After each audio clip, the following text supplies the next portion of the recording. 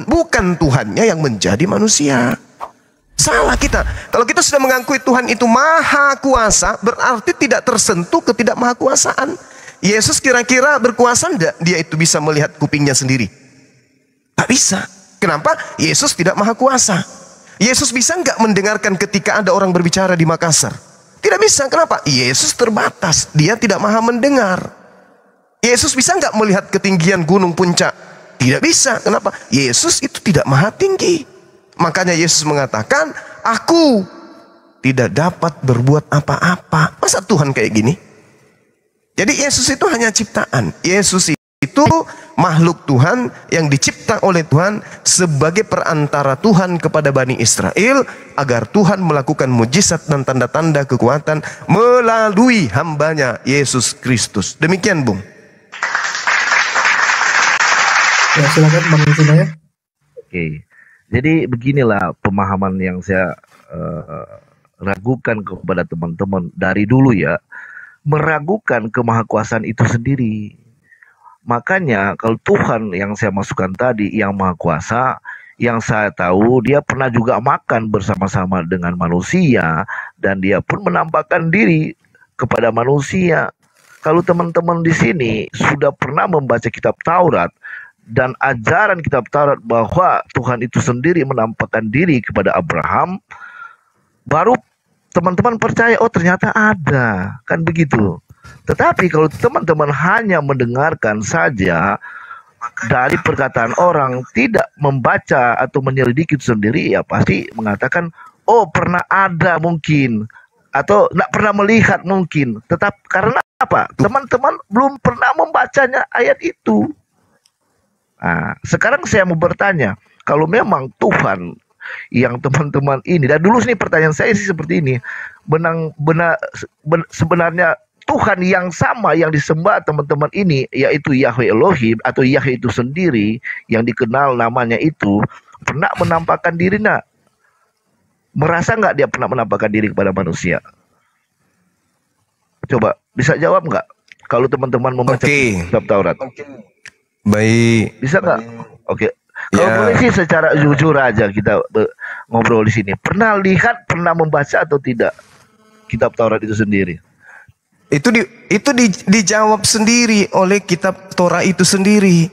Keluaran 33 nomor 20 itu sangat jelas tuh. Ya. Bahkan Yesus di dalam Yohanes 5 nomor 37 juga menjawab itu. Tidak ada manusia yang pernah melihat Tuhan. Karena ketika manusia melihat Tuhan, maka manusia itu mati, hancur, lebur. Bukan Tuhannya yang mati. Ini dalil.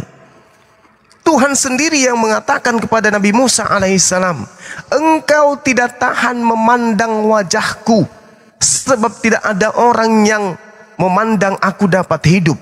Jadi konsep Kristen, Adam memandang Tuhan itu nol. Abraham memandang Tuhan nol. Tidak ada yang pernah memandang Tuhan, tidak ada. Maka karena itulah kemudian benarlah Al-Quran yang mengatakan bahwasanya la tudrikuhul absaru wa huwa yudrikul absara. Allah tidak dapat, Tuhan tidak dapat dicapai oleh penglihatan manusia. Ini dalilnya ada. Keluaran 33:20. Sebab tidak ada mata manusia yang bisa memandang Tuhan dan dapat hidup. Kurang apa lagi dalilnya? Ini dalil. Inilah Bang Suma yang saya ragukan dengan teman-teman ini memahami tentang kitab yang ada di dalamnya, yaitu Taurat, Zabur, dan Injil. Yang saya tahu juga di dalam kitab Abang ini suruh mengimani kitab-kitab sebelumnya. Makanya yang maksud saya ini mengimani. Bagaimana dia mau percaya kalau dia tidak menyelidiki kitab itu? Tetapi setelah saya menanyakan Anda di mana kitab Taurat, Zabur, dan Injil, teman-teman mengatakan itu pernah ada. Yang sekarang itu sudah dipalsukan. Bagaimana kayak gini? Kalau mau percaya bahwa Abraham atau Tuhan sendiri pernah menampakkan diri kepada manusia. Karena teman-teman tidak menyelidiki kitab Taurat itu yang benar. Pemahamannya tidak nyampe. Itu maksud saya Bang Zuma. Dari dulu itu saya sampaikan. Abang ini baca kitab Taurat, Zabur, dan Injil yang dari mana? Yang kami pegang ini yaitu Bible, Di dalamnya ada kitab Taurat, Zabur, dan Injil yang menceritakan cerita yang benar. Kan begitu Bang Suma. Nah, sekarang pertanyaannya, di mana kitab Taurat, Zabur, dan Injil yang menurut Bang Suma itu? Sehingga mengetahui isi cerita yang benar itu. Di mana coba? Selain apa yang kitab yang kita pegang orang Kristen, coba. Jangan tanya ke saya. Tanya kepada gereja sedunia, mana kitabnya Nabi Musa? Ada? Tak ada. Kenapa demikian? Karena tidak ada jaminan dari pencipta untuk menjamin kemudian keabsahan dan keotentikan kitab Nabi Musa. Tidak ada. Jadi kalau ditanya, mana kitab Taurat yang dimaksud oleh Al-Quran? Ya pertanyaannya, mana kitab Taurat itu yang dimaksud oleh orang Kristen? Paling yang ditunjukkan kitab lain. Tidak ada. Al-Quran menarasikan, ya ahlal kitab, lima talbisunal haqqa bil batil wa taktumul haqqa wa antum ta'lamun. Syukran Adinda Hendra. Kenapa engkau mencampur adukkan? Kenapa engkau menyembunyikan? Kenapa engkau menambahi dan mengurangi? Dan itu juga diterangkan di dalam kitabnya orang Yahudi kok. Nasihat-nasihat Musa, Ulangan 4 nomor 6. Jangan kau menambahi, jangan kau mengurangi. Artinya ada ultimatum. Karena adanya indikasi penambahan dan pengurangan. Al-Quran mengatakan kitab Taurat sudah dibuat berkeping-keping. Menjadi lembaran-lembaran terpisah-pisah. Itu Al-Quran yang menerangkan. Nah sekarang kalau kita tanya mana kitabnya Nabi Musa, ada yang bisa, orang gundul kepalanya yang bisa menunjukkan kitabnya Nabi Musa itu ada? Nggak ada.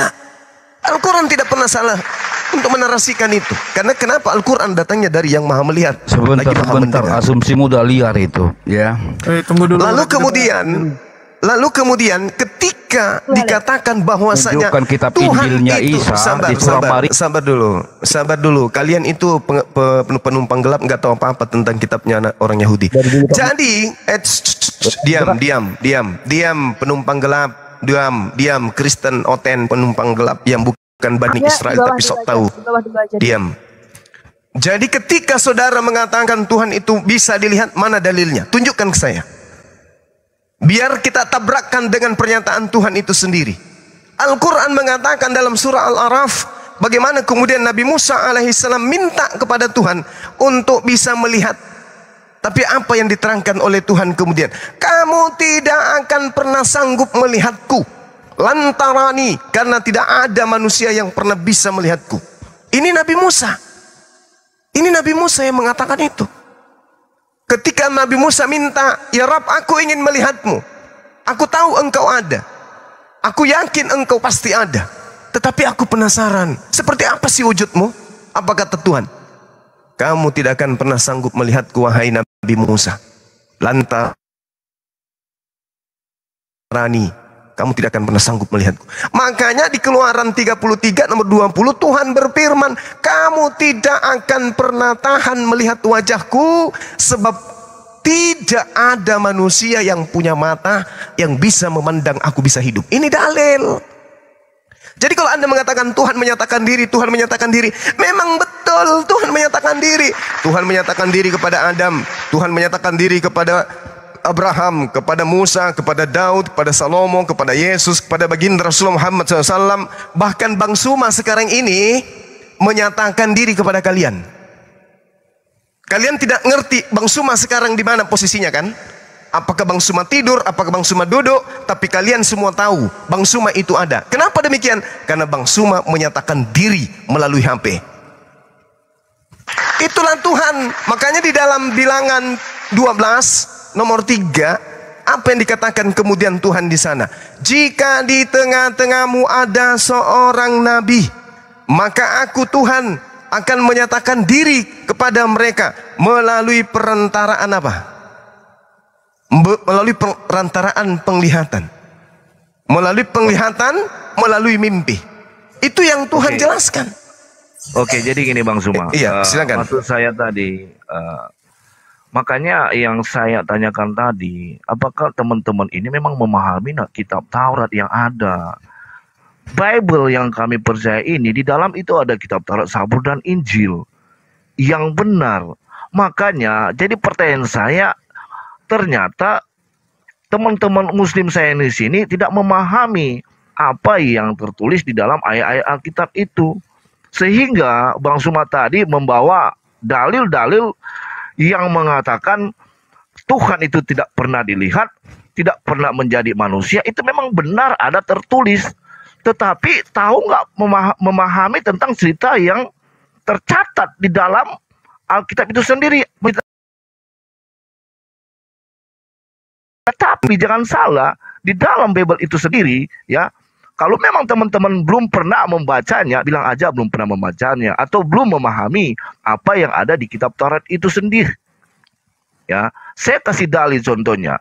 Kata teman-teman bahwa di dalam kitab Taurat Tuhan itu tidak pernah menampakkan diri kepada manusia. Sedangkan sudah jelas di situ bahwa di dalam Kejadian 12 ayat 7, di situ Tuhan menampakkan diri kepada Abraham, jelas banget di situ, saudara-saudara.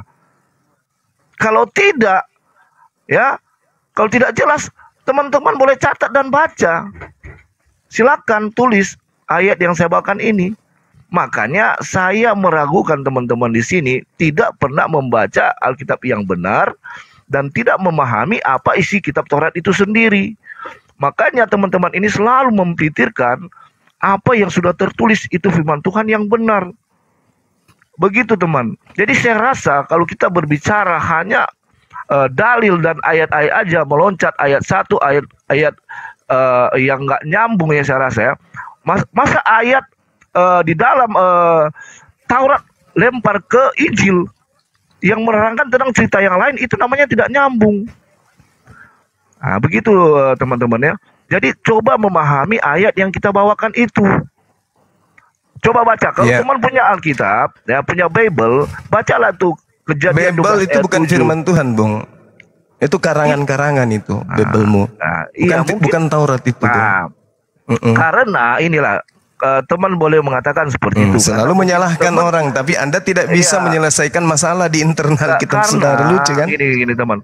Karena teman ini tidak memahami dengan tidak memahami keimanan orang Kristen. Karena selalu memahami Kristen kan konsepnya imani saja. Mengkomparasi dengan keimanan atau pemahaman orang Islam itu kan berbeda. Enggak, sekarang gini, coba tunjukkan. Gini aja, Bung. Coba tunjukkan Tauratnya Nabi Musa. Kitab Taurat Musa itu juga kalau salah ada di dalam Al-Quran, tapi 10 perintah Allah itu secara terpisah tertulis. Tetapi dengar Bang Soba. Ini berbicara mengenai kitab, bukan berbicara mengenai hukum. Iya, di dalam kitab kami ya, Alkitab itu secara jelas tertulis berurutan. Kalau di Bang Soba kan tidak berurutan. Begitu, itu 10 perintah Allah itu. Yang saya tanya kitabnya Nabi Musa, Bung, bukan kitab yang diloloskan di konsili, bukan. Al-Qur'anul Karim mengatakan dengan sangat jelas, wa ma qadarullah haqqa qadri is qalu ma anzalallahu ala basharin min syai' kul man anzalal kitabal ladzi jaa'a bihi Musa nuran wa hudan lin-nasi taj'alunaha qaratis tubdunaha wa tukhfunaha katsira. Apa yang Tuhan katakan dalam Al-Qur'an? Wahai Nabi Muhammad, Taurat itu datang sebagai cahaya dan petunjuk bagi Bani Israel. Lalu mereka menjadikan kitab Taurat. Sampai dulu. Lalu mereka menjadikan kitab Taurat. Suruh naik dulu si raja debat katanya, supaya ada teman saya di sini gitu. Apa itu orang bahlul kayak gitu mau ditemani berdebat, ilmu nggak ada, hanya bisa menghujat. Kamu jadikan kitab itu, kitab Taurat itu sebagai lembaran-lembaran kertas yang bercerai-berai. Salah ndak ini? Salah ndak ini? Salah ndak ini?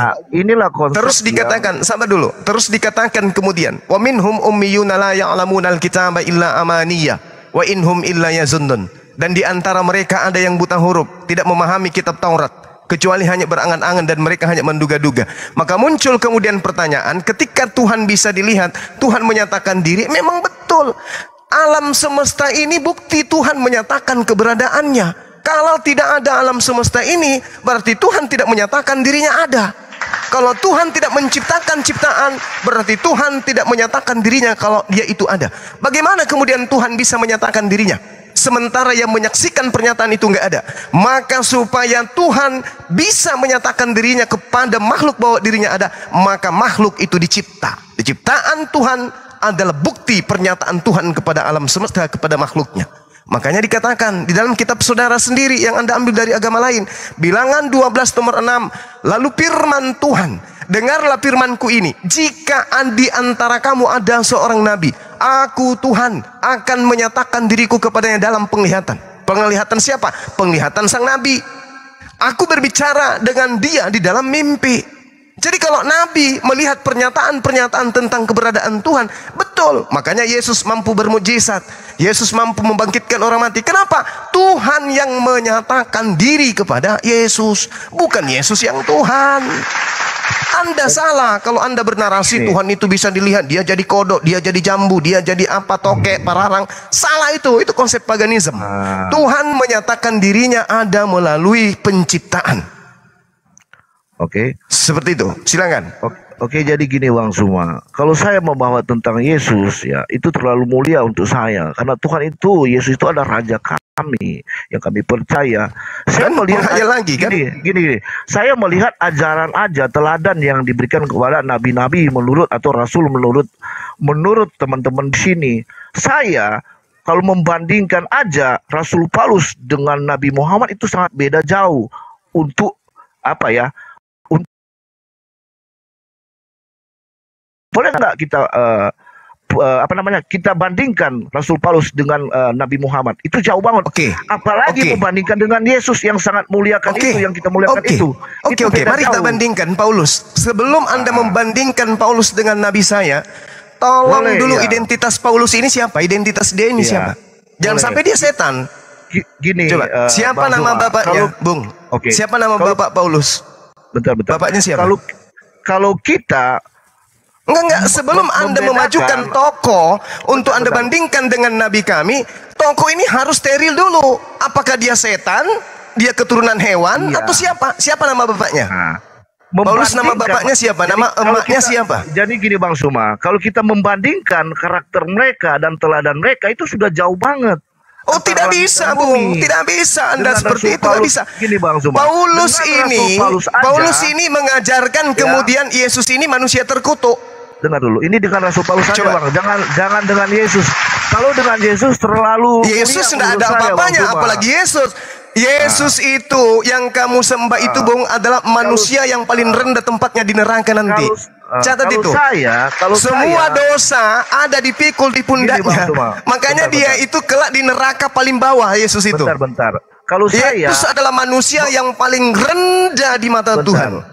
Bentar, kalau saya nanti akan saya buktikan kepada saudara. Membandingkan Rasul Paulus dengan siapa yang hendak Anda bandingkan? Paulus. Saya lebih memilih Rasul Paulus karena dia. Iya, silakan. Anda kan pengikut Paulus kan? Anda kan pengikut Paulus. Jelas Anda lebih memilih, tapi mari kita bandingkan secara sehat. Mari kita bandingkan secara sehat. Boleh kita bandingkan secara akhlaknya dan teladannya. Baik. Boleh. Baik. Oke, dengar dulu. Anda diam. Giliran saya, sebelum Anda disepak turun. Anda diam dulu. Bang Zuma. Oh, silakan. Silakan. Jadi kita melihat ya, dua perbedaan antara Nabi Muhammad dan Rasul Paulus ya. Yang Rasul Paulus itu orangnya yang sangat luar biasa menurut saya. Ya, dia mengajarkan hal-hal yang luar biasa yang kadang teman-teman susah memahaminya tentang dia. Dan Rasul Paulus ini mati juga untuk mengabarkan Injil kebenaran. Dia mati tentang mengabarkan tentang kasih Yesus itu sendiri ya. Tetapi kalau kita membandingkan dengan nabinya Bang Zuma, itu sangat beda jauh Bang Zuma ya. Contoh, di mana saudara-saudara pikirkan ya, coba bayangkan saudara ya punya anak 6 sampai 9 tahun ya. Lalu dilamar sama orang yang berumur 50 tahun, seumpamanya seperti itu. Apakah teman-teman terima dan tega memberikan itu kepada orang yang berumur seperti itu? Itu narasi saya. Nah, bagaimana dengan teman-teman? Apakah teman-teman di sini juga terima seperti itu? Anak teman-teman ini umur 7 sampai 9 tahun, kawin dengan umur sekitar 50 tahun. Apakah itu teladan yang baik menurut teman-teman? Coba silakan paparkan. Oke, baik. Betapa banyak di Kristen itu, jangankan gadis 6 tahun, anus aja diambat. Ajaran Paulus tuh. segala sesuatu halal bagiku dan tidak mau lagi diperhamba oleh apapun. Oke, jadi jangan munafik. Menikah usia 6 tahun, apa yang dilanggar? Di mana Bang Suma anus itu diambat? Coba kasih Ya di gereja, ajaran Paulus itu nikah laki sama laki. Gak usah, itu ajaran siapa? Itu ajaran siapa? Itu ajaran siapa? Sesuai dengan Roma 10 nomor 9, barang siapa yang berkata Yesus itu Tuhan, maka dia akan diselamatkan.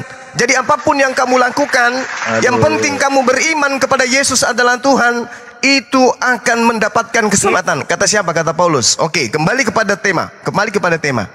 Paulus mungkin orang baik menurut saudara, tapi dia pembohong, dia penipu, dia penyesat, dia pendusta, dia menipu miliaran manusia di atas muka bumi, termasuk Anda. Dia mengaku Rasul Paulus. Tolong tunjukkan pada saat Yesus hidup berdakwah 3 tahun, di mana Yesus pernah memberikan legitimasi kepada pendusta Paulus laknatullah ini. Tunjuk sekarang, silakan. Di mana dia mendapatkan legitimasi? Aku utusannya Yesus. Di mana Pak? Di mana Yesus menunjuk dia? Bentar. Di mana? Ya, di mana si pembohong ini ditunjuk menjadi rasul? Di mana dalilnya? Ya, bentar. Jadi gini Bang. Di mana? Kalau kita membaca tentang saya minta dalil, bukan yang begini Bang Suma. Saya minta dalil di mana Yesus memanggil si pembohong Paulus ini sebagai rasul. Bentar dong, satu-satu gantian. Jadi yang saya pelajari selama ini tentang Paulus, ya, tentang Rasul Paulus ini emang benar kata Bang Suma, ada benarnya. Dia pernah melakukan hal yang seburuk itu.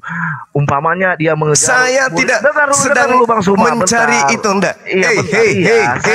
Saya mau pembohong Paulus ini yang mengaku rasul. Saya tanya dulu, mana legalitasnya dari Yesus untuk menjadi rasul? Mana? Gantian dulu. Jadi tapi kamu harus menjawab pertanyaan saya. Di mana si pembohong Paulus ini mendapatkan legitimasi sebagai rasul? Gini Bang Suma, kalau saya bertanya seperti narasinya Bang Suma, bisa saja Muhammad disunat di dalam Quran kan kesenat Bahlul. Maksudnya itu kan pertanyaan Bang Suma. Bahlul, yang saya tanya samamu, mana legalitas pembohong Paulus laknatullah ini? Pembohong laknatullah Paulus ini yang mendapatkan legitimasi dari Yesus sebagai rasul. Mana? Oke, diam dulu Bang Suma. Gantian. Saya tanya apa? Paulus baik menurutmu? Oke. Tapi iblis itu harus menampakkan kebaikan-kebaikan supaya dianggap rasul, supaya dianggap Paulus ini rasul yang benar. Tolong tunjukkan kepada saya mana legitimasi kerasulannya dari Yesus ketika Yesus datang kepada Bani Israel. Silakan.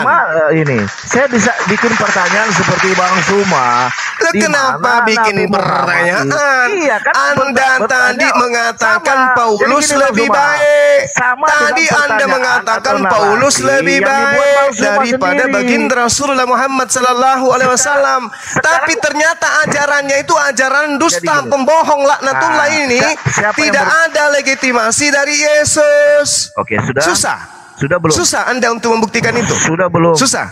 Sudah, diam dulu, saya lagi. Nah, jadi gini Bang Suma ya. Lihat, dengarkan pertanyaan saya. Dengarkan saya, jangan cuma cuap-cuap. Hei, Yosi, dengarkan saya.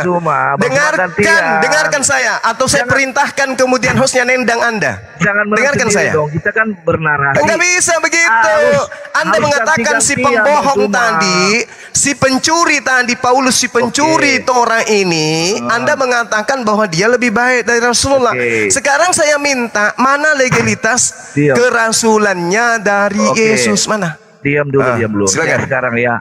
Tadi Bang Suma mengatakan si Paulus pembohong dan mengajarkan berbohong. Memang pendusta, dia itu Dajjal laknatullah Paulus itu. Gantian kalau bernarasi, jangan menang sendiri. Saya minta data. Dengarkan, selayaknya Yesus memanggil Filipus. Wahai Filipus, ikutlah denganku. Yohanes 1:43. Wahai Filipus, ikutlah denganku. Ini legalitas kerasulan Filipus. Nah, sekarang saya minta Mana legalitas kerasulan Paulus laknatullah penipu pembohong ini mana? Oke, diam dulu. Gantian. Silakan. Jadi begini ya, selalu Bang Zuma ini mengatakan Paulus pendusta, penipu, pendusta pembohong. memang. Di dalam dustaku, di dalam kelicikanku, aku menjerat engkau dengan tipu daya. Memang dia pendusta. Dengar, tetapi selama yang saya pelajari tentang Rasul Paulus ini, ya itu deritamu, karena itu rasulmu, junjunganmu, itu nabimu, tapi palsu. Tetapi itu urusanmu. Ajarannya Bang Zuma ada yang diajarkan tentang dia berbohong. Menurut sekarang yang saya tanya, kamu jangan menangis, kamu jangan nangis kayak begitu. Si pembohong laknatullah ini merubah dunia dengan mengajarkan Yesus Nabi Tuhan itu adalah Tuhan. Si pembohong ini, si penipu pendusta laknatullah ini merubah Tuhan pencipta langit dan bumi menjadi manusia. Legalitasnya sebagai rasul dari Yesus itu mana? Itu dari setan. Kalau menurut orang Kristen, mana legalitas kerasulannya dari Yesus? Mana? Hei. Gantian, Bang. Mana legalitas kerasulannya dari Yesus mana? Iya, gantian dong. Gantian. Kalau saudara tidak bisa menunjukkan legalitas pencuri laknatullah ini, Anda turun. Bernarasi atau gantian. Anda turun. Kalau Anda tidak bisa membuktikan kerasulan pendusta, pendiri agama Kristen Rasul Paulus laknatullah ini, lebih baik Anda turun. Berarti takut dong diskusi. Saya tidak takut. Saya minta data legalitas kerasulan pembohong pendusta Paulus. Mana? Diam dulu. Aku dulu bernarasi dong. Masa di situ? Jangan narasi. Saya minta legalitas kerasulannya mana? Oke, diam dulu ya. Gantian. Jadi gini Bang Zuma ya. Di dalam ajaran Kristen ya, kalau ada orang yang diajarkan berbohong, dia mengikuti iblis, si setan yang pendusta itu. Berarti Paulus kau sudah katakan dia pembohong, dia adalah iblis. Dengarkan. Karena Paulus sendiri mengaku dia adalah pembohong. Paulus mengaku pembohong.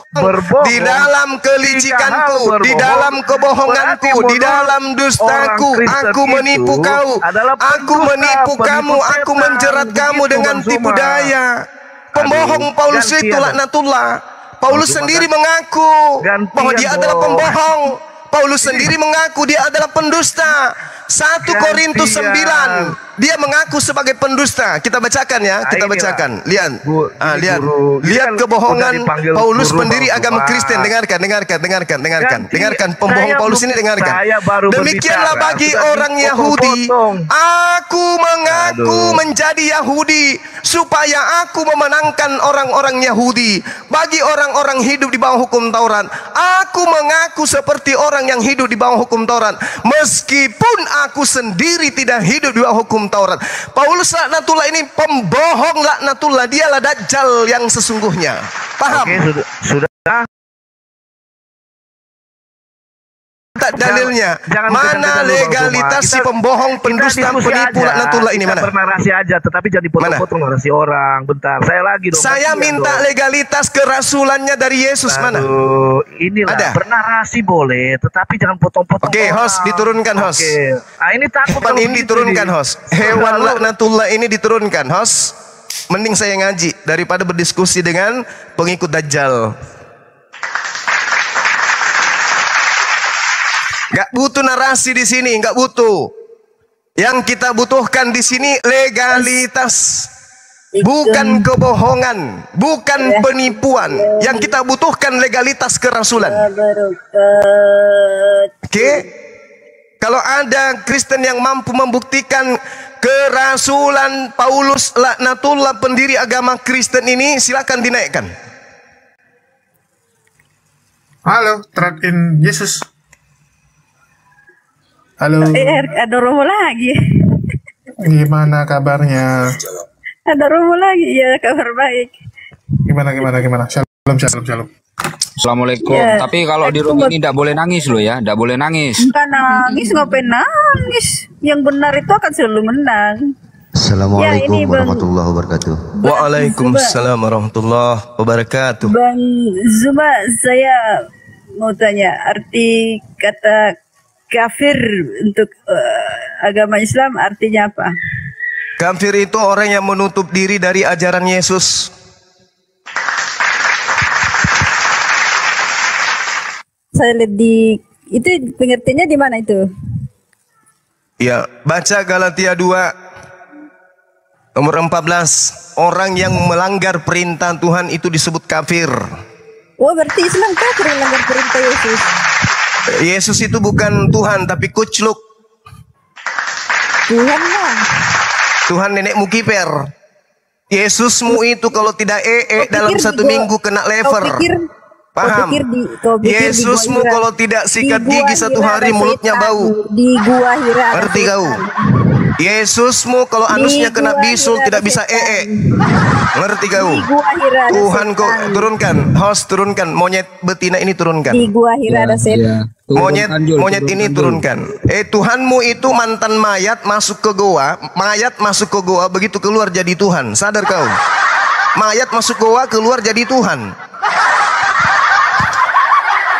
Naikkan yang berakal, ya. Tadi mengatakan dia merendahkan baginda Rasulullah Muhammad sallallahu alaihi wasallam. Dia nggak sadar dia memajukan Paulus si pembohong ini. Coba lihat bukti kebohongannya ya. 1 Korintus 9:20. Kepada penganut Torah saya mengaku sebagai penganut Torah, sekalipun saya tidak hidup di bawah hukum Taurat. Itu pembohong atau bukan? Coba yang ada di sini, pembohong enggak ini orang? Pembohong. Pembohong. Kepada orang-orang yang hidup di bawah hukum Taurat, aku menjadi seperti orang yang hidup di bawah hukum Taurat. Sekalipun aku sendiri Paulus tidak hidup di bawah hukum Taurat. Berarti dia apa ini? Pembohong atau apa ini? Takia. Ini pembohong, penipu, pendusta, penyesat, laknatullah alaih. Bapaknya kita nggak tahu siapa, emaknya siapa, neneknya siapa, dia dari mana nggak tahu, tiba-tiba muncul kemudian dipakai alat untuk menghujat Rasulullah Muhammad sallallahu alaihi wasallam. Allah yang memberikan legitimasi. Muhammad Rasulullah, Nabi Muhammad sallallahu alaihi wasallam adalah rasul utusan Allah. Paulus mana? Mana pengakuan Yesus? Mana pengakuan Yesus? Mengaku mengutus Paulus, mana? Ada? Enggak ada. Mana pengakuan Allah? Mengaku mengutus Rasulullah Muhammad sallallahu alaihi wasallam. Bil bayyinati was zubur wa anzalna ilaika dzikr litubayyana linnas ma nuzila ilaihim wa la'allahum yatafakkarun. Jelas. Dalilnya ada. Wa ma arsalnaka substansi. Bahkan substansi yang dimaksud oleh penggagas aliran Tritunggal ini pun sampai sekarang ketika kita tanyakan kepada semua pendeta, jawabannya pun berbeda-beda. 1 apa, 3 apa, mereka memiliki jawaban yang berbeda. Dan itu hak teman-teman Kristen karena kalian memiliki pedoman masing-masing dalam genom kalian. Nah, uno substansi, tria personae, dimana kalau trinitas yang diusung oleh bapak-bapak gereja dalam iman Katolik ataupun Protestan mayoritas yang Tritunggal yang tidak bidat, itu mengaku bahkan sudah dibuatkan skema teologinya berupa perisai trinitas. Segitiga sama sisi yang dimana dituliskan bahwa Bapa, Father is not Son, Son is not Holy Spirit, Holy Spirit is not Father. Tapi ketiganya itu uno substansi, yaitu God. Itu trinitas yang diajarkan bapak-bapak gereja. Tapi kebanyakan trinitas yang sudah dikunci oleh bapak-bapak gereja yang adalah misteri ini, padahal dia konsep pikiran bukan produk Alkitabiah, dicoba untuk dijelaskan oleh banyak sekali pendeta dengan berbagai macam analogi yang menjatuhkan mereka ke dalam kebidatan. Contoh, ketika Mikana mengatakan ini sebenarnya adalah trinitas itu Tuhan kami satu kok. Bapak, kalau dia di rumah jadi bapak, di kantor jadi direktur, di tempat tongkrongan jadi teman, tapi orangnya sama aja. Ini dia tidak tiga pribadi, tapi satu pribadi. Dia disebut dengan ajaran yang mengikuti ajaran Sabelian. oneness. Kemudian ajaran ini juga berkembang menjadi Jesus only, menafikan bahwa Bapa adalah satu pribadi, tetapi Bapa dianggap sebagai sebutan untuk Yesus ketika dia sedang di surga, ataupun sebutan lain dari Yesus itu sendiri. Nah, aliran ini pun bisa disebut sebagai aliran monofisit. Kalau tidak salah ini bisa disamakan dengan monofisit, ya, karena memanusiakan Tuhan itu betul-betul pure jadi manusia. Jadi Mikana, Pak Joshua Teu, Herdi, Billy, dan orang-orang oneness itu menganggap bahwa yang datang ke bumi bernama Yesus, makan ikan goreng, mati tersalib, itu adalah Bapa itu sendiri. Dan itu ditolak oleh Trinitas, karena Trinitas menganut prinsip bahwa tiga pribadi ini berbeda, tapi satu substansi. Apa substansinya? Allah. Nah, padahal konsep ini menjatuhkan teman-teman Trinitas ke dalam perspektif politeis. Karena tiga-tiganya teos tapi tiga pribadi, maka ini adalah banyak teos, kemudian lebih dari satu teos. Kurang lebih seperti itu, Pak. Silakan dikoreksi kalau pemahaman saya ada yang salah, dan silakan diluruskan atau silakan ditanggapi, Pak Tommy. Monggo. Luar biasa nih Bu Rifan ya. Bisa menjelaskan Trinitas sebanyak itu ya. Atau mungkin sedikit lagi tambahannya yang lupa saya, Pak, pemanisnya. Trinitas ini menurut iman Kristen bukan keberapaan Tuhan, tapi kebagaimanaan Tuhan, kebagaimanaan Allah. Tapi masalahnya ini terbantahkan dengan munculnya pertanyaan, loh kalau bukan keberapaan kenapa harus ada kata tri gitu? Itu kan berkaitan, tidak bisa dilepaskan. Tapi tidak apa-apa, itu kan doktrin. Doktrin ini kan adalah maksud doktrin ini sesuatu yang harus diimani tanpa perlu diuji kebenarannya. Tapi kembali lagi bahwa setiap orang itu bebas kok menguji, bahwa dia percaya doktrin ini apakah lulus uji atau tidak. Dia mengatakan bahwa oh tidak lulus uji maka saya terima. Oh ternyata lulus uji, saya itu tuh hak Bapak sebagai Kristen, dan itu saya tidak boleh intervensi. Begitu, Pak. Oke. Jadi perlu saya jelaskan yang pertama, Trinitas sendiri itu tidak ada di dalam Alkitab. Sepakat. Ya. Sehingga banyak sekali pendapat-pendapat di abad 14, 15 ya, itu tentang pengakuan tentang Trinitas. Tetapi kalau boleh saya ambil satu contoh ya. Ibu Rifa ini ada berapa? Saya ada satu, Pak. Nyawanya Ibu Rifa? Nyawanya? Ya, Rifa tidak akan pernah dipanggil Rifa manusia. Gini, Rifa adalah nama manusia. Manusia Rifa ini tidak bisa disebut manusia ketika tidak punya roh. Karena kalau roh sudah pergi dari tubuh Rifa, dia bukan manusia, tapi mayat. Rifa tidak bisa dikatakan Rifa manusia ketika ruh, jasad dan ruh atau jiwa berpisah. Kenapa? Kalau dia cuma roh saja, maka dia adalah bisa dikatakan hantu sama orang-orang nanti. Ya. Arwah Rifa bergentayangan. Nah, ya. Rifa dikatakan manusia secara hakikat ketika dia disebut manusia kalau jasad, ruh, jiwanya itu ada di dalam satu diri Rifa. Ya. Bukan berarti di dalam diri Rifa ada tiga pribadi, apalagi kepribadian. Karena kalau ada yang memiliki kepribadian ganda secara psikologi itu tidak baik, harus berobat. Nah pribadi tidak person, saya cuma satu. Saya tidak bisa dikatakan person kalau seandainya saya terpisah roh, jiwa dan juga tubuh. Itu Pak Tommy. Ya, itulah ilustrasi bagaimana kita memberi pelajaran pemuritan kepada orang-orang Kristen yang masih baru mengenal Kristen ya. Seandainya ditanya, "Loh, kenapa Tuhanmu kok tiga?" Ya, ilustrasinya seperti itu. Izin tanpa bermaksud kurang ajar. Nah, ini menimbulkan pertanyaan kemudian, Pak. Jika ilustrasi bahwa Trinitas itu adanya tubuh, roh dan jiwa, lalu kita implementasikan dalam Trinitas, apakah Bapak mau mengatakan bahwa Bapak itu punya jasad?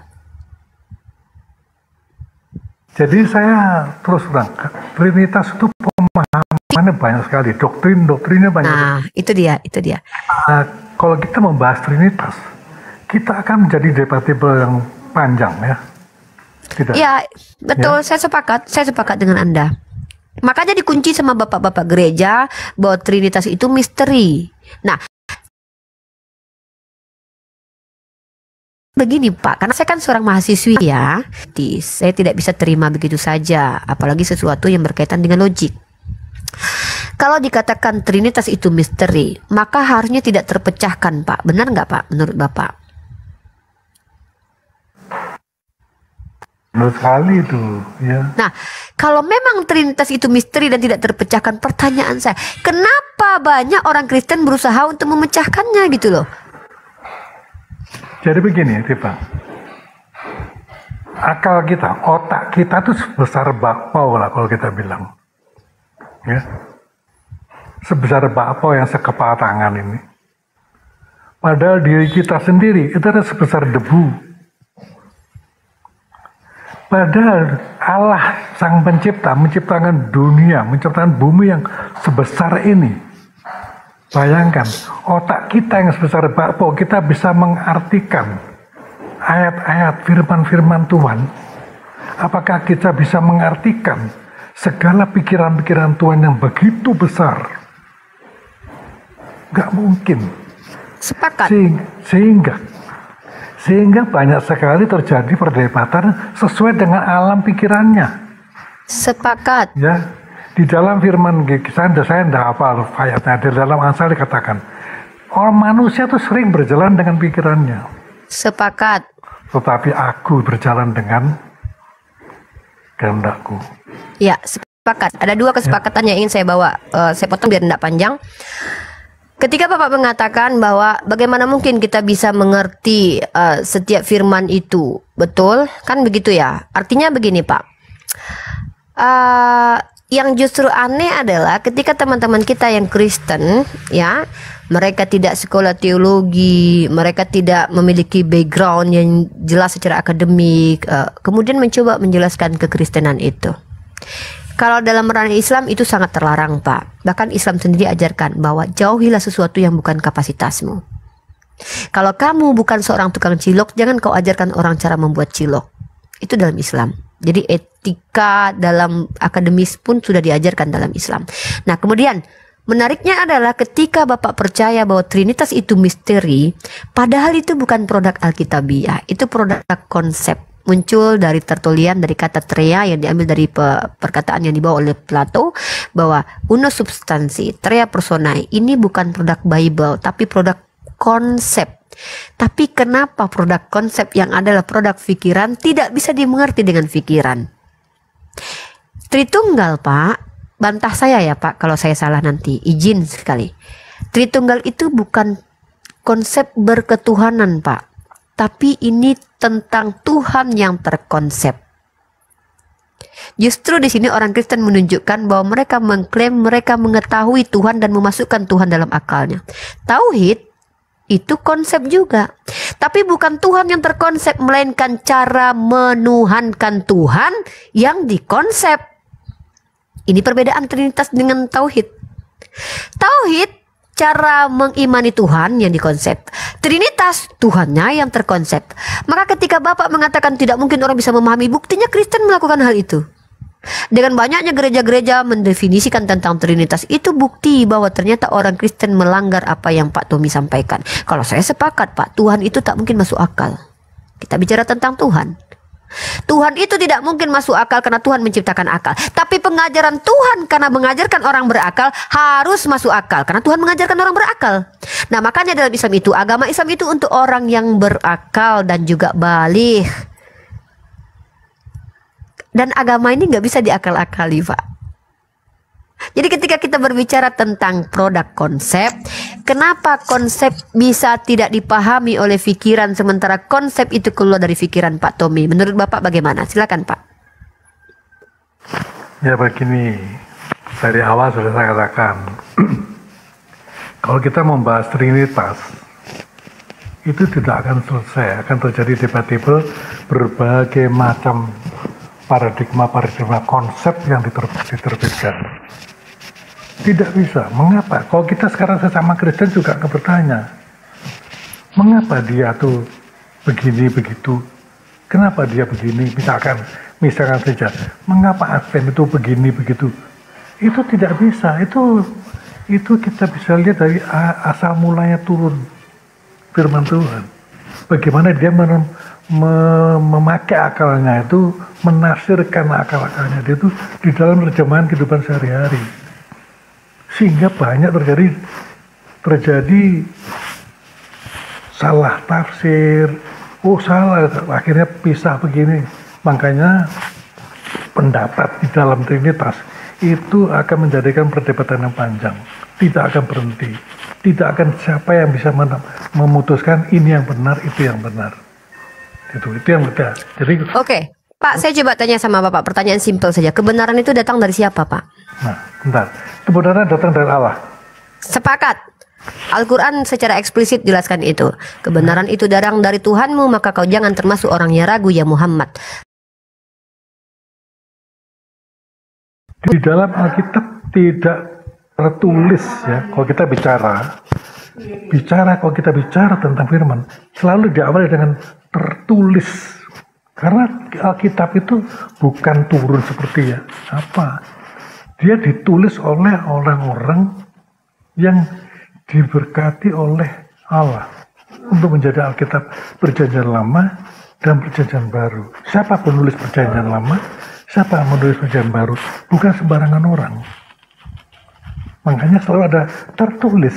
Yesus pun mengatakan tertulis, jangan kau mencobai Tuhanmu. Sepakat. Itu selalu tertulis. Berarti pengajaran Tuhan itu harus yang tertulis, benar Pak? Lah, itu menurut firman yang tertulis. Iya, kita harus menurut mengikuti. Bapak. Iya, saya sepakat dengan Bapak. Dan ini sepakat dengan konsep Islam juga. Bahwa kebenaran datang dari Tuhan, maka kami tidak boleh membicarakan sesuatu melampaui yang tertulis. Pertanyaan saya, Trinitas ini di mana tertulisnya dalam kitab Bapak? Tadi sudah saya katakan, di Alkitab tidak ada Trinitas. Nah, berarti Trinitas itu tidak bisa dikatakan sebuah kebenaran. Bapak sepakat tidak dengan diskusi kita barusan? Maka dari itu terjadilah perdebatan. Jangan bertanya lagi kepada saya tentang Trinitas. Enggak, gini Pak. Saya tahu Bapak menghindari perdebatan dengan saya. Saya dengan Bapak tidak akan terjadi perdebatan kok. Saya yakinkan Bapak. Saya janjikan kepada Anda, wahai Pak Tommy yang saya hormati, saya tidak akan berdebat dengan Anda. Belum Bapak berbicara, insya Allah saya diberikan oleh Allah intuisi lah ya istilahnya ya. Saya insya Allah tahu orang seperti Pak Tommy ini bukan orang yang suka berdebat. Insya Allah saya tahu itu. Maka saya janjikan kepada Anda, wahai saudaraku Bapak Tommy, Bapakku yang saya hormati, saya tidak akan berdebat dengan Anda. Tapi saya tentu seorang mahasiswi ini kan sangat bergairah ketika mendengarkan ada ilmu baru, ada pemahaman baru. Maka saya sebagai seorang pelajar ini bukan mendebat Pak, tapi bertanya untuk tahu. Dari tadi kita sudah berdiskusi panjang kali lebar, lalu kita sudah menyepakati beberapa hal dan banyak hal kita sepakati. Satu, kebenaran itu datang dari Tuhan. Maka Anda sudah menggiring saya bahwa sesuai dengan doktrin ajaran Islam juga, bahwa kebenaran itu dari yang tertulis di kitab suci kita. Ketika Bapak sudah akui bahwa Trinitas tidak tertulis dalam Bible, maka secara konsekuensi logik saya akan membawa sebuah kesimpulan bahwa Trinitas bukanlah sebuah kebenaran. Gitu Pak. Bapak yang bantah saya kalau memang Bapak membantah, karena kita tidak perlu berdebat. Begitu Pak. Tepuk gemuruh. Tok. Ya Bapak, kalau boleh kita kenalan deh, kita ngobrol-ngobrol deh. Bapak seorang pendeta atau seorang pastor atau seorang akademisi dari kekristenan Pak? Pak Tommy, izin Ananda bertanya nih kepada Bapakku nih. Bapak seorang pastor atau seorang pendeta? Mungkin Bapak nggak tahu cara membuka mic. Coba buka mic-nya. Mic-nya itu ada di tanda mic, bentuk mic nih, klik aja nanti kebuka mic-nya. Ya. Kan pendeta bukan pastor. Saya jemaat biasa. Tawaduk sekali Bapak ini ya, prinsip Islam ya. Saya tidak bohong. Loh, kalau bohong itu sudah membohongi diri sendiri. Iya, itu betul, sama saja membohongi Tuhan. Saya percaya. Benar. Saya percaya. Iya. Ya? Baiklah Pak. Jadi saya adalah orang yang pernah berdiskusi dengan beberapa pendeta Bapak. Jadi ketika pendeta-pendeta Bapak mencoba menjelaskan kepada saya Trinitas, saya pun mendapatkan banyak wawasan dari mereka. Gitu. Ya, intinya gini Pak Tommy, tidak perlu kita berdebat kalau memang Bapak bukan seorang pendebat. Bapak juga tidak perlu menjelaskan iman Kristen kalau memang Bapak tidak ingin menjelaskan. Bapak juga tidak perlu bertanya tentang Islam kepada saya kalau Bapak tidak ingin bertanya. Kalau Bapak ingin menyimak diskusi, standby Bapak di sini. Kalau ingin Bapak bertanya, silakan bertanya. Kalau ingin menyatakan, silakan menyatakan. Ada lagi yang mau disampaikan kepada saya, Pak? Kalau boleh saya, kalau bertanya, kalau menjelaskan tentang tadi kita sudah singgung mengenai roh, gitu. Apa dibatasi waktu nih?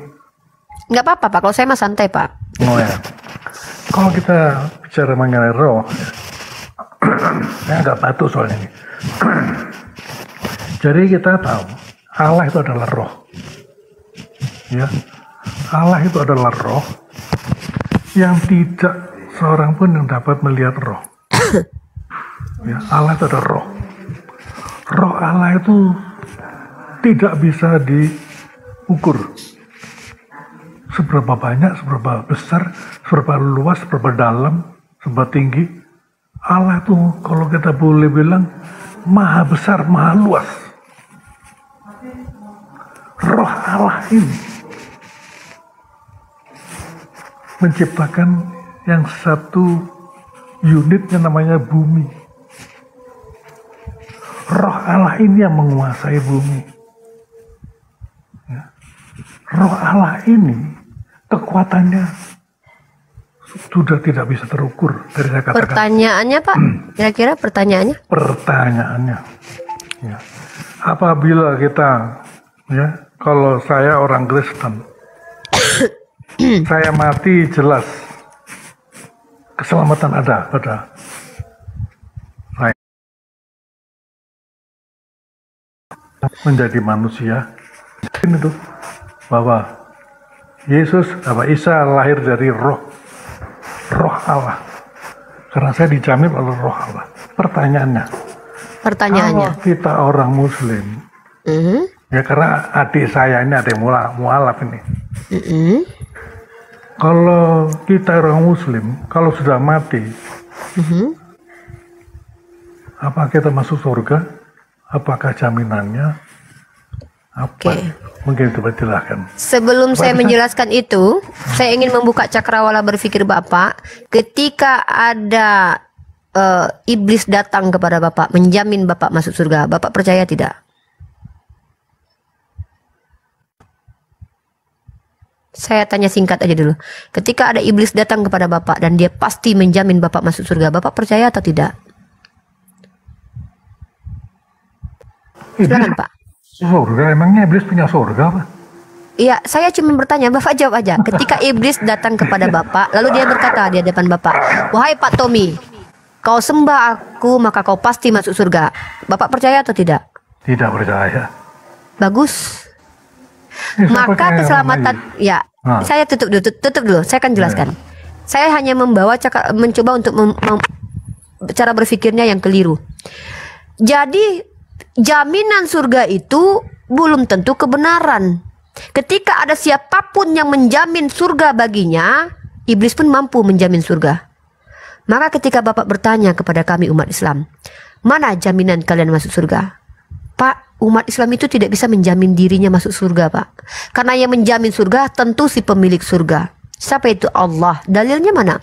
A'udzubillahi minasyaitonirrajim. Bismillahirrahmanirrahim. Wa basyiril ladzina amanu wa 'amilus solihati anna lahum jannatin tajri min tahtihal anhar. Kata Allah. Wa basyiril ladzina amanu, berikan kabar gembira kepada orang-orang beriman. Ya, wa basyiril ladzina amanu wa amilus solihati anna lahum jannatin tajri min tahtihal anhar. Berikan kabar gembira kepada orang beriman dan beramal soleh.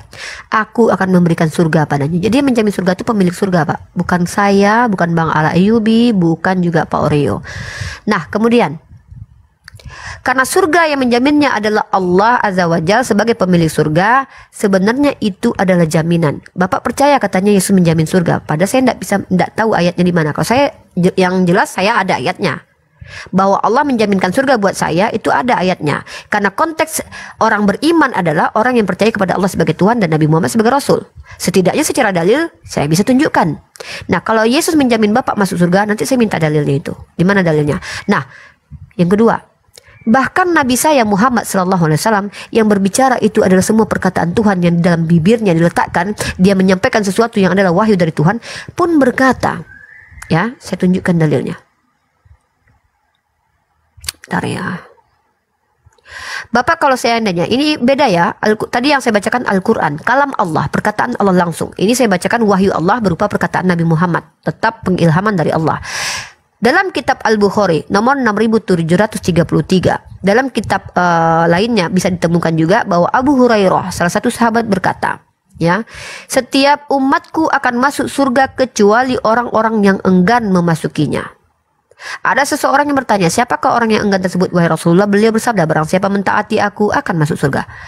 Itu eksplisit, Pak, nggak perlu ditafsir, Pak. Orang tak pandai bahasa Arab pun ngerti apa maksud ayat ini. Bahwa Allah, saya menjamin surga bagi orang yang beriman dan beramal soleh. Nabi saya menjamin surga bagi yang mau ikuti apa yang beliau ajarkan. Jadi kalau secara jaminan tertulis ada, Pak, saya dalilnya. Sekarang saya untuk keseimbangan kita dalam ranah diskusi, coba saya minta dalil bahwa Yesus menjamin Bapak masuk surga. Monggo, Pak, silakan. Pertama tadi saya counter dulu pernyataan. Silakan dikonter dulu. Bahwa iblis memberi kebenaran. No. Saya tidak mengatakan iblis membawa kebenaran. Salah, Bapak. Iblis tidak pernah iblis membawa kebenaran. Karena di dalam Yohanes 14:6 kalian menjawab pertanyaan ibu, ya. Akulah jalan, hidup, dan kebenaran. Artinya apa? Jalan kemana? Jalan ke surga. Hidup kemana? Bagaimana? Hidup nanti di surga. Kebenaran apa? Kebenaran adalah sumber dari Allah. Semua yang difirmankan oleh Yesus di dalam Yohanes 14:6 itu adalah pegangan kita. Itu adalah jaminan kita. Tertulis di situ, Yesus yang bicara. Yesus itu siapa? Kembali pada roh tadi itu. Roh Allah yang menjadi manusia. Roh Allah itu, Pak, coba fokus di tema kita, Pak. Kalau masalah iblis tadi itu, Bapak baca 2 Korintus pasal 11 ayat 14. Iblis bisa menjadi malaikat terang dalam iman Bapak. Jadi kalau Bapak bilang iblis itu tidak bisa membawa kebenaran, menyamar jadi orang benar, bisa dia, Pak. 2 Korintus 11 ayat 14. Ya, hal itu tidak mengejutkan karena iblis pun menyamar menjadi seperti malaikat terang. Malaikat terang pembawa pesan Allah, ya. Jadi begini, Pak, saya hanya mengatakan ketika ada yang mengatakan, Sumanto, Rifa, kalau kau menyembah aku, kata Sumanto, maka kau dijamin masuk surga. Nah, maka saya tidak perlu percaya atas jaminan Sumanto. Nah, Bapak terhadap diri Bapak. Sementara saya bawakan dalilnya bahwa Allah saya menjamin surga, Nabi saya menjamin surga. Nah, Bapak ketika mengatakan Bapak dijamin surga oleh Yesus, itu pakai data apa? Dalilnya apa? Itu yang saya minta, Pak, biar kita tidak debat kusir. coba Ibu baca tadi Yohanes 14:6. Oke, kita baca ya. Yohanes. Baca coba. Yohanes 14 ayat 6. 14 ayat 6 ya. Kita baca baik-baik ya. Ya. Nah, kita baca di sini Yohanes pasal 14 ayat 6 ya. Kata Yesus kepadanya, akulah jalan dan kebenaran dan hidup. Tidak ada seorang pun yang datang kepada Bapa kalau tidak melalui aku. Pertama saya kritisi ayat ini ya. Ayat ini ditolak oleh perjanjian lama. Henok tanpa kenal Yesus bertemu Bapa, bahkan diangkat oleh Bapa ke surga tanpa mati dulu, tanpa meminum darah Yesus, tanpa tahu siapa Yesus, karena nama Yesus sebagai Tuhan belum ada dalam kitab Anda. Itu perjanjian baru, perkataan Yohanes 14 ayat 6 ini dibantah oleh perjanjian lama. Realitasnya bahwa Henok pernah naik ke surga tanpa kenal Yesus. Itu yang pertama. Yang kedua, pernyataan Yesus ini tidak mengangkat derajat dia sebagai orang yang menjamin Bapa masuk surga, karena dia berkata, Yesus berkata, aku adalah jalan dan kebenaran dan hidup. Kami umat Islam percaya bahwa dia adalah jalan. Yang namanya jalan bukan tujuan, Pak. Yang namanya kebenaran itu setiap nabi adalah kebenaran, setiap nabi adalah jalan. Tidak pernah jalan menjadi tujuan, Pak. Jadi di situ tidak menegaskan bahwa Yesus menjamin Bapa masuk surga. Kita harus ingat perkataan Yesus di banyak ayat. Aku diutus untuk domba tersesat dari Bani Israel. Aku tidak berkata dari diriku sendiri. Aku tidak dapat berbuat apa-apa dari diriku sendiri. Kalau saya umat Islam tidak beriman, saya kalau tidak percaya bahwa Yesus adalah jalan kebenaran untuk Bani Israel. Dosa Pak saya Pak. Bahkan saya bisa kafir kalau tidak mengimani, karena itu masuk dalam rukun iman saya. Nah, jadi perkara Yesus adalah jalan kebenaran, umat Islam juga memahami Pak bahwa dia adalah perantara antara Tuhan dengan umatnya, yaitu Bani Israel. Di mana ayat ini, satu term di ayat ini bisa diterjemahkan bahwa Bapa dijamin surga oleh Yesus. Tolong dijelaskan. Minimal jangan lari konteks dari teks Pak. Tapi kalau Bapak disclaim dulu, memang kalau kami Kristen penjelasannya memang lari dari teks. Nggak apa-apa. Nggak apa-apa, saya hargai itu. Sudah, ya gini, kalau saya mau menjelaskan ya, ini tidak melulu ke ayat itu. Kalau saya boleh ya sedikit, karena kemampuan saya cuma terbatas di dalam pemahaman. Kembali pada roh tadi, ya kita harus belajar berangkat dari sana. Roh Allah yang besar itu, mengapa dia mau membagi rohnya itu menjadi manusia, dan manusia ini memberi janji pada manusia, karena kalau manusia mendengar suara tanpa wujud, ya itu dibilang hantu. Sedikit, Bang Kiki izin, teman-teman Muslim saya peringatkan, typingnya tolong dijaga. Kalau tidak bisa Bang Kiki, lebih banyak apanya, lebih baik di-mute-kan saja. Lebih baik kalian nggak usah komen daripada komentarnya mengganggu diskusi ini ya. Kita hargai orang-orang yang tidak menghujat. Bang Kiki, kalau komentarnya banyak hujatan, lebih baik di-mute komentarnya. Nggak usah, teman-teman Muslim, saya minta tolong sama kalian. Jangan kotori diskusi ini dengan komentar-komentar yang tidak ada manfaatnya sama sekali ya. Beliau orang baik, beliau tidak menghujat. Beliau hanya menjelaskan imannya. Biarkan beliau berhak menjelaskan, karena kita mempertanyakan keimanannya tentang Yesus bukan manusia atau bukan ya. Jadi umat Islam, ketika kita berharap diskusi dengan teman-teman Kristen dan diskusi sudah jalan dengan baik, jangan dikotori diskusi ini dengan komentar-komentar yang tak patut. Oke? Saya menghargai beliau sebagai sesama manusia, sebagai satu warga negara Republik Indonesia dengan Pak Tommy, sebagai orang yang jauh lebih tua dari saya meletakkan topi respect kepada beliau. Beliau tidak menghujat. Oke? Jadi tolong umat Islam sama-sama kita saling bantu ya. Saya bantu untuk diskusi di sini, teman-teman bantu saya untuk menunjukkan bahwa Islam itu rahmatan lil alamin. Oke? Saya juga nggak sempurna kok, tapi untuk kali ini please ya, kita berkolaborasi, netizen Muslim kolaborasi dengan Unirifa. Kalian tunjukkan Islam rahmatan lil alamin. Saya coba untuk diskusi dengan Pak Tommy. Oke, terima kasih. Silakan Pak Tommy. Terima kasih sekali Bu Rifa, Mbak Rifa ya. Saya panggil Mbak karena saya lebih tua ya. Saya tadi baca sedikit komentar ya. Saya jelaskan lagi. Saya ini bukan pendeta, saya bukan pastor, saya bukan yang suka khotbah, ya. Bahkan tadi lihat dia bilang khotbah saja di sana. Ya. Saya ulangi, saya hanya bekas pegawai negeri aja biasa, ya. Saya sebagai jemaat orang Kristen, itu saja titik. Gak apa-apa. Ya, menjawab yang tadi, kembali pada roh tadi, ya. Makanya begitu roh Allah ini sudah turun jadi manusia, manusia tadi yang namanya Yesus itu benar-benar seperti manusia, hakikatnya manusia benar, bisa sakit, bisa menderita, bisa lapar, bisa manusia sama seperti kita ya. Tetapi di dalam rohnya dia,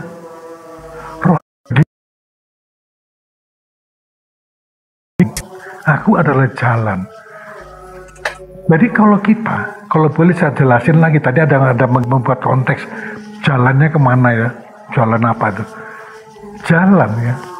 Kalau kita tahu bahwa surga itu ada, kita percaya bahwa surga itu ada. Jalannya di mana? Jalannya kita tidak tahu. Jalannya hanya satu. Kalau kita mengenal Yesus, karena kalau kita mengikut Dia adalah jalan.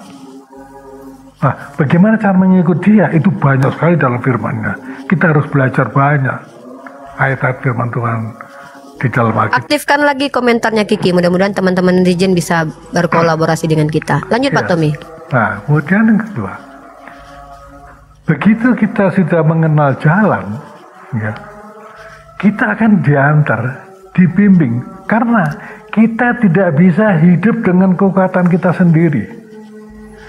Saya bicara dengan Mbak Rifa, ini bukan kebetulan, tapi semua itu ada yang mengendalikan kehidupan. Gitu Bang Suma, ini ada Loh, konteks. tadi katanya Tuhan menjadi. Kalau Ini Tuhan menjadi batu, berarti Tuhan berubah menjadi batu. Tuhan menjadi kambing, berarti Tuhan berubah menjadi kambing. Tuhan menjadi goa, berarti Tuhan berubah jadi goa. Tuhan menjadi sepatu, berarti Tuhan menjadi sepatu. Tuhan menjadi daging, berarti Tuhan menjadi daging. Iya Bang Suma, Tuhan menjadi. Oke. Apakah Tuhan bisa berubah menjadi makhluk? Tuhan jadi batu itu ada di keyakinan Bang Suma gitu loh yang kumpul. Apakah Tuhan bisa berubah menjadi makhluk? Bertahun-tahun cari uang hanya untuk pergi cium batu. Apakah Tuhan bisa berubah menjadi makhluk? Teofani, bahkan Tuhan bisa berinkarnasi. Tuhan bisa berinkarnasi artinya Tuhan bisa berubah menjadi makhluk, betul? Itu Bang Suma, silakan kumpulkan harta untuk pergi memperkaya orang Arab sana. Ente tadi mengatakan Tuhan kami berubah menjadi batu. Tuhan ente punya batu jakar 2. Jadi Tuhan, kalau mau diskusi, lanjut. Tuhan di dalam ajaran Kristen menjadi manusia, menjadi tangan, menjadi kaki manusia, menjadi lambung manusia, dan juga menjadi batu zakar manusia. Betul?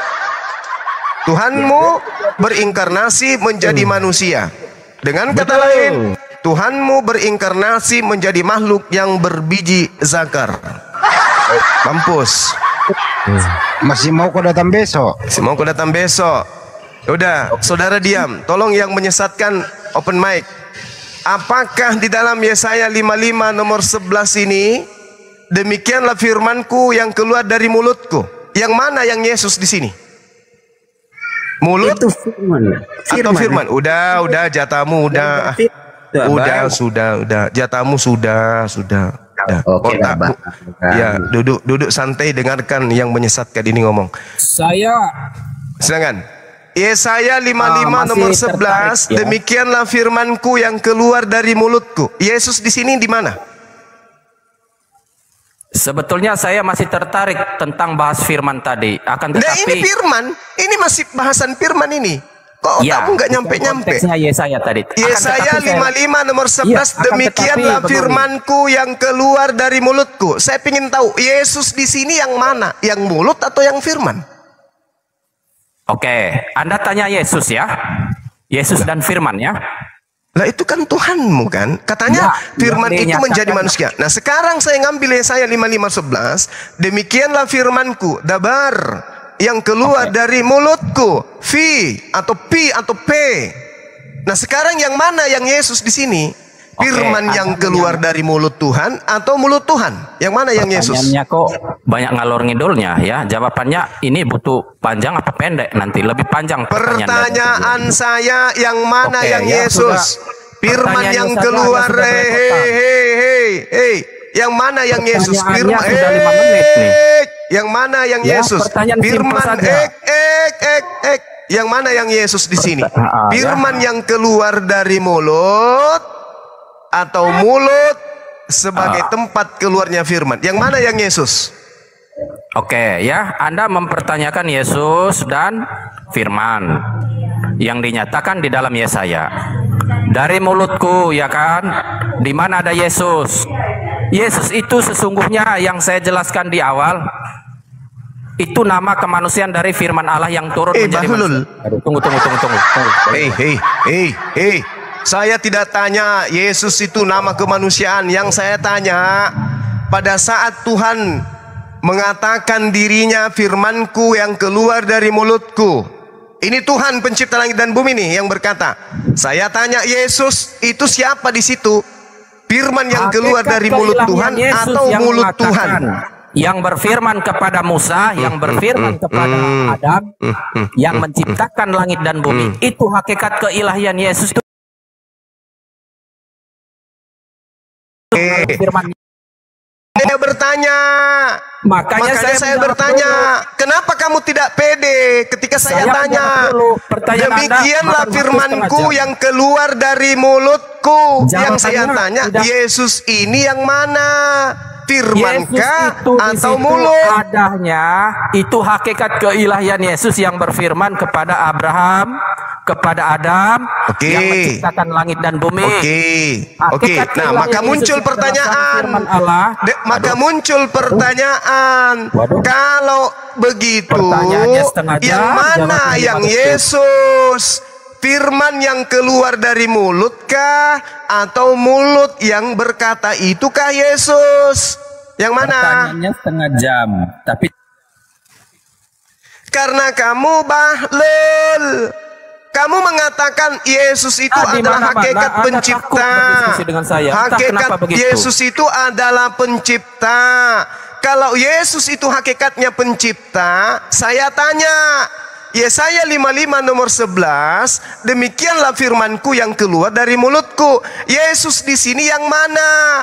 Firman yang keluar dari mulut atau mulut yang mengeluarkan firman? Yang mana yang Yesus di situ, Lul? Hakikat keilahian Yesus sejak kekal sampai kekal. Kemanusiaan Nenekmu kiper yang saya tanya. Kalau Yesus itu punya hakikat keilahian, pertanyaan saya, Lol, ya, demikianlah firmanku yang keluar dari mulutku. Yesus di sini yang mana, Lol? Firman yang keluar dari mulut atau mulut yang mengeluarkan firman? Yesus di sini yang mana? Yesus di situ adalah hakikat keilahiannya yang mengatakan nenekmu kiper yang saya tanya, Lul, yang berfirmankah atau firman yang keluarkah yang Yesus? Yang berfirman itu adalah hakikat keilahian Yesus. Melalui berfirman. Lul, dengarkan, Lul. Berarti kamu mengatakan, Lul, berarti kamu mengatakan kalau yang menjadi manusia itu adalah mulut Tuhan. Betul? Diskusi yang rapi ya, jangan celotek kayak anak kecil. Makanya kalau ditanya itu yang masuk akal. Makanya ketika dijawab kamu menjawab di mana demikianlah firmanku yang keluar dari mulutku. Saya tanya, yang mana yang Yesus di situ? Kamu mengatakan yang mulut. Berarti yang menjadi Yesus daging itu mulutnya Tuhan. Betul?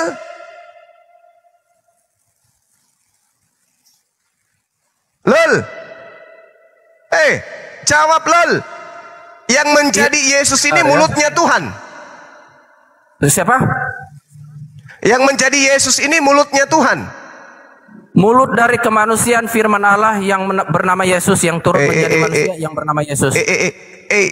Saya tanya, yang menjadi manusia Yesus yang kamu tuhankan itu, Tuhan itu tetap mulutnya Tuhan, penguasa yang bersifat goib, Dol. Mulutnya Tuhan yang menjadi Yesus atau firman yang keluar dari mulutnya Tuhan yang menjadi Yesus? Kapan Tuhan punya mulut? Saya tanya Anda, kapan Tuhan punya mulut? Yesaya 55 nomor 11. Demikianlah firmanku yang keluar dari mulutku. Di situ Anda membayangkan mulut Tuhan itu, mulutnya itu bersifat. Ya terserah. Makanya ketika demikianlah firmanku yang keluar dari mulutku. Pertanyaannya, yang mana yang menjadi Yesus? Sebelum Anda mulut bertanya, Tuhan atau firman yang keluar dari mulut Tuhan, yang mana yang menjadi Yesus? Anda paham di situ itu mulut secara ilahi apa mulut secara fisik? Wala quwata illa billah. Jangan-jangan Anda susahnya membayangkan seperti mulut Anda. pemakan babi ini menyembunyikan kebenaran, padahal dia tahu sebenarnya pertanyaan saya, dia ngerti sebenarnya, tapi dia malu. Kenapa? Karena sejatinya bukan mulut Tuhan yang menjadi Yesus, tapi yang menjadi Yesus itu adalah firman yang keluar dari mulut Tuhan. Itulah yang menjadi Yesus. Tapi karena dia malu, dia mutar-mutar. Apakah mulut di situ mulut seperti manusia? Bukankah di dalam keyakinanmu manusia itu serupa dengan Tuhan kucluk balau mate? Hah? Kenapa kau lagi bertanya? Di sinilah Balau mate. Kenapa kamu ya. bertanya? Mulut yang dimaksud di situ sama seperti mulut Tuhan. Bukankah dalam konsep paganmu itu mengatakan Tuhan serupa dengan manusia kucluk? Pagan diciptakan oleh siapa? Saya tanya kamu. Itu lari-lari kemana? Udah, kau turun. Turun. Pergi ke gereja sana. Kau di sana, kau cebok pakai air 1 sendok. Udah, kau turun. Otak dekat dari kepala, dari mulut, tapi nggak paham. Dasar bahlul. Sok tahu. Sebenarnya itu dia tahu pertanyaan. Kalau tahu, ngerti dia. Halo Bang Semah. Entar dulu bro. Kalau dia jawab jujur, artinya apa? Yesus diciptakan dengan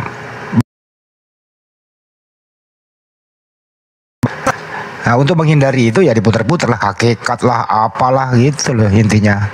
Saya bacakan dalil ya. Saya bacakan dalil untuk kalian ya. Mazmur 33 nomor 9. Ya.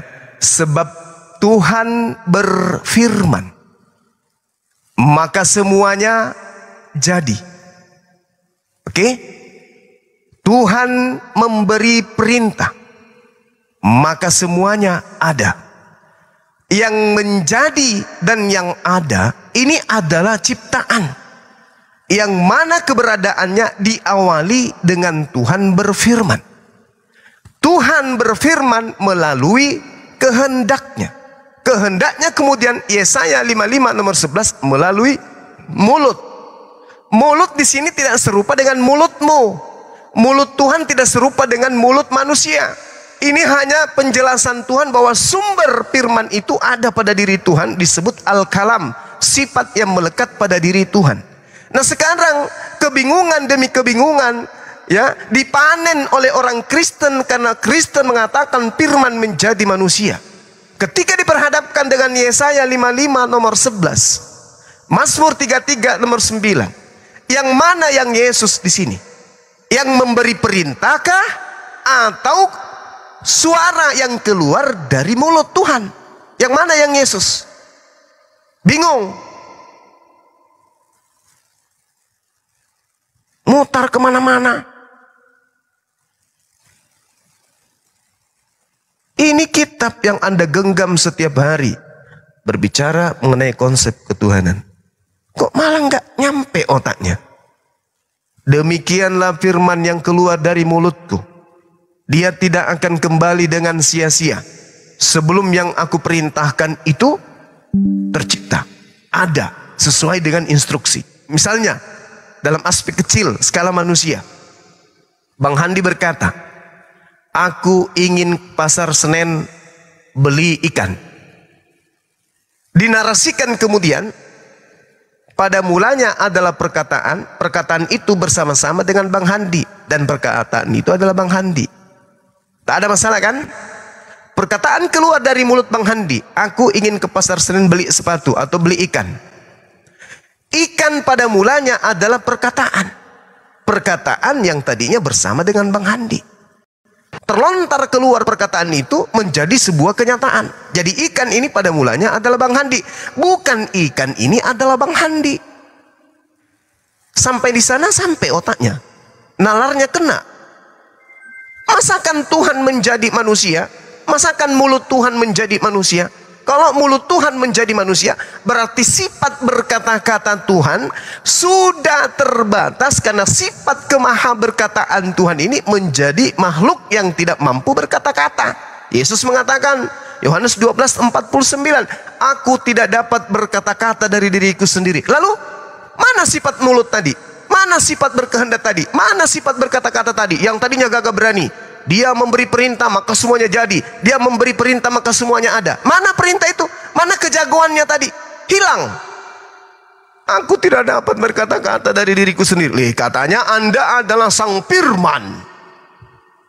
Katanya Anda ini adalah mulut Tuhan yang menjadi manusia. Sifat keberkataan Tuhan itu yang menjadi manusia katanya. Harusnya Anda bebas. Tralalalala, tralalalala, trilalalalala. Aku berkata apa saja pasti semua terjadi. Mana? Aku tidak dapat berbuat apa-apa. Aku tidak dapat berkata-kata dari diriku sendiri. Apa yang aku katakan adalah apa yang diperintahkan. Berarti Yesus ini bukan mulut Tuhan. Yesus ini bukan firman Tuhan. Yesus ini manusia yang pada mulanya adalah firman. Itu baru cocok. Susah kali teman-teman, ya. Jadi jangan lagi ada murtad, ya. Jangan ada lagi murtad karena Yesus itu bukan firman. Yesus itu makhluk 100%, manusia 100%, anak manusia 100%, cucu manusia 100%, sepupu manusia 100%, paman manusia 100%. Jangan Anda sembah, jangan Anda berpaling dari Islam, jangan Anda murtad hanya gara-gara Indomie. Paham? Karena Yesus itu bukan firman. Yesus itu makhluk ciptaan Tuhan yang berasal dari perkataan Tuhan. Camkan itu.